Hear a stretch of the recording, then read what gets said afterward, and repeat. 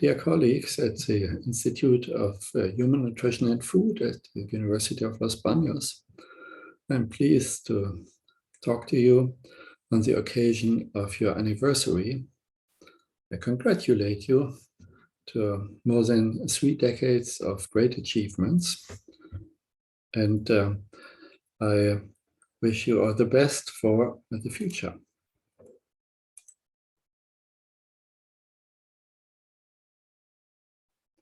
I want to open my PowerPoint. I will speak to you today on the United Nations Food Systems Summit, how it changed the perspectives for concepts and actions. I will also address the issue of the true value of food. You know that the progress to achieve the Sustainable Development Goals, and in particular, goal number 2, end hunger, achieve food security, improve nutrition, and promote sustainable agriculture, the progress towards that goal is not as we would like to see it. The food system we have is not serving people and planet sufficiently. Hunger and undernourishment is increasing. Stunting, unacceptably high. Micronutrient deficiencies harm over 2 billion people. Unhealthy diets are caused by income also and behavior. Healthy diets are not affordable by about 3 billion people. Poverty on farms persists, obesity increasing, unsafe food unacceptably high, high food losses and waste, and environmental destruction to land, water, and seas because of ill-managed food systems are issues. Climate change is a major factor because climate change impacts on food system, but also climate change is caused by the food system to a significant extent. On top of these structural and chronic problems of the food system, we have the current big problem of a food price crisis yet again. Food prices shooting up, fertilizer prices high, energy prices increasing, and with all the consequences of food price inflation for poor people. In addition, the COVID-19 crisis, which has undermined economies and employment of low-income wage earners, are causing a combination of crisis situations in which food plays a central role. The United Nations Secretary General, Mr. Guterres, has called for a food systems summit, and there was a 2-year preparatory process for that summit.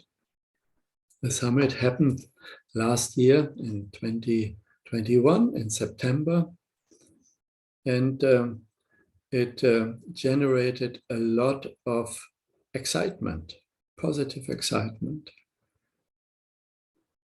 163 member states organized important political hearings and issued statements. There were multi-stakeholder initiatives and coalitions of actions formed which now work on implementation. And science played an important role through the scientific group, which I had the honor to chair, providing the evidence base for a food systems summit. This summit was not an end hunger summit or a nutrition summit. It was a food systems summit. Food systems perspective is now broadly accepted. The summit helped with that. The food system we defined for the summit purposes as the interaction among consumption, nutrition, and health, with agriculture production, with markets and services, and with income and employment. A system needs to be clearly delineated, and the interactions with other systems needs to be defined, such as ecology and climate systems, health systems, economic and governance systems, and science and innovation systems, just to mention 4 important ones. When talking about the food system and its problems, it is obvious that food systems have effects on outcomes. Especially, I'm listing here so-called indirect effects, so-called externalities on the environment, on the social sphere, on health, and on the economy. These externalities cause problems which we can quantify in terms of costs. For instance, the environmental externalities include air, water, and soil pollution, which reduce welfare, or greenhouse gas emissions.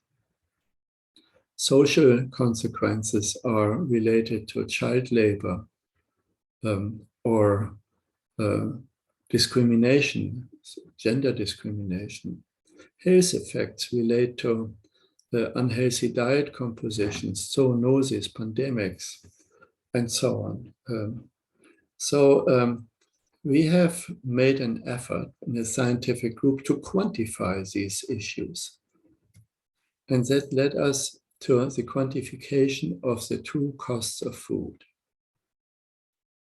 The true cost of food need to consider that market prices do not take into account the benefits of affordable or healthy food, or the costs of unhealthy or unsustainably produced food. Business profits do not reflect the value created or reduced for society due to external effects. The gross domestic product of food systems does not reflect contribution to welfare. If you look on the right-hand side of this slide, you see the gray part of the column, that's the food expenditures in the markets. They add up globally to $9 trillion per annum, market value of food.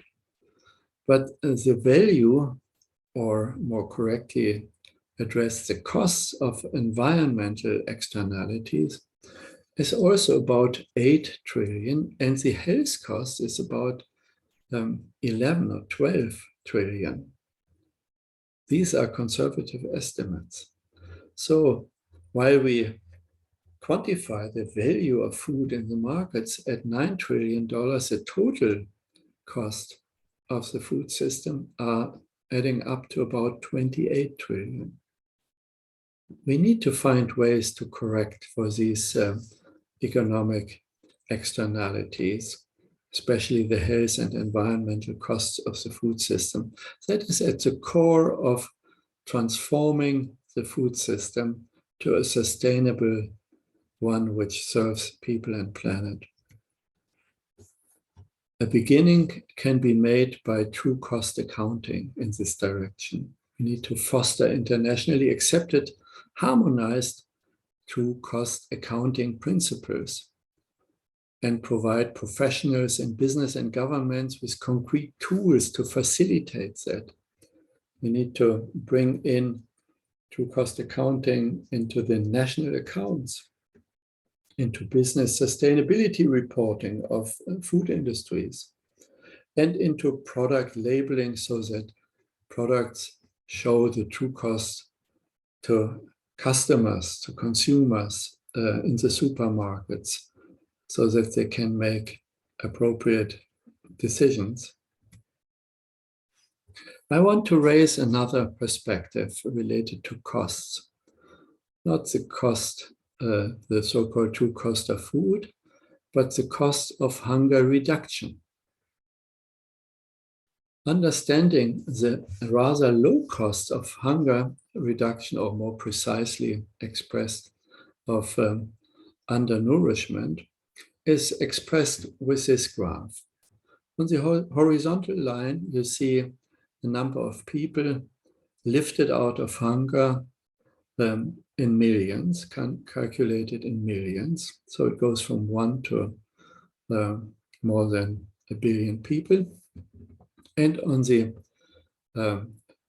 vertical axis, you see the intervention cost per undernourished person in US dollars per capita. So that axis goes from, say, 0 to 50 to 200 to 400 US dollar per capita. Closer to the point of zero, you see low-cost interventions that have a big effect on millions of people, bring them in the time horizon here is until 2030, bring them out of undernourishment. And that includes investment in agriculture, research and development, in information services, in small-scale irrigation, in female literacy, in social protection, scaling up existing programs, and in, for instance, crop protection. You see the color coding on the right-hand side. The basic idea of this so-called marginal abatement curve of hunger reduction costs is that we need to find at global level and at national level optimal combinations that apply the packages of action to the challenge of reducing undernourishment.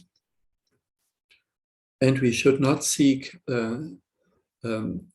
simplified approaches with silver bullets to do all. We need to find and identify these packages of interventions if we shall reduce the undernourishment problem in optimal ways. The scientific group for the UN Food System Summit, which I chaired, has come up with 7 innovation proposals for the United Nations Food System Summit. A bundle of context-specific policy and institutional innovations to end hunger, address availability and affordability of healthy diets. Secondly, de-risking food systems.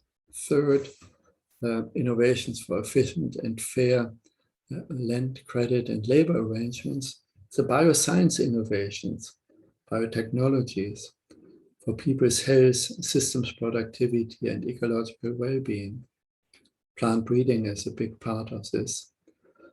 Technology-based and policy innovations for productive soils, land, water, and to protect the agricultural genetic base and biodiversity. Innovations for sustainable fisheries and aquaculture. For the first time, this Food System Summit has played an important role to bring aquaculture and fisheries and coastal areas and oceans, which are so important for the Philippines, to the forefront. It was not just a terrestrial summit. And 7th, digital innovations for efficiency and inclusiveness. I list here now the 5 action areas which were part of this UN Secretary General's Statement of Action at the summit. You know, there had to be an aggregated package. Number 1, nourish all people. Number 2, boost nature-based solutions. Number 3, advance equitable livelihood, decent work, and empowered communities.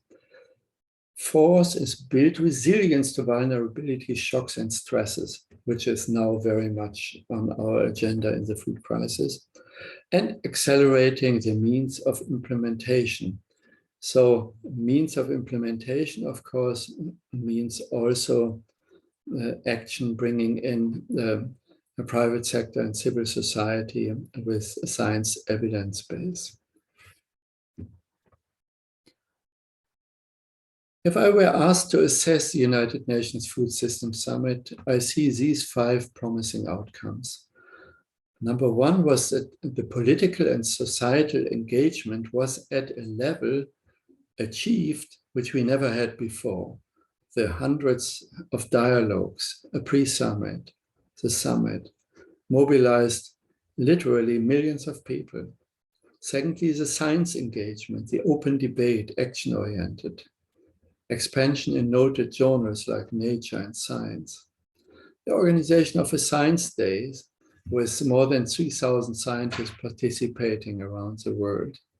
We had controversies, but they helped mobilize academies of science and research organizations at a scale which we felt has a lasting effect. And it's still going on. Third, an action agenda came out with the Secretary General's statement. National level implementation is appropriately emphasized, not just global action, but also significant global initiatives on hunger, on healthy diets, on women anemia, agroecology, soil health, oceans, and more.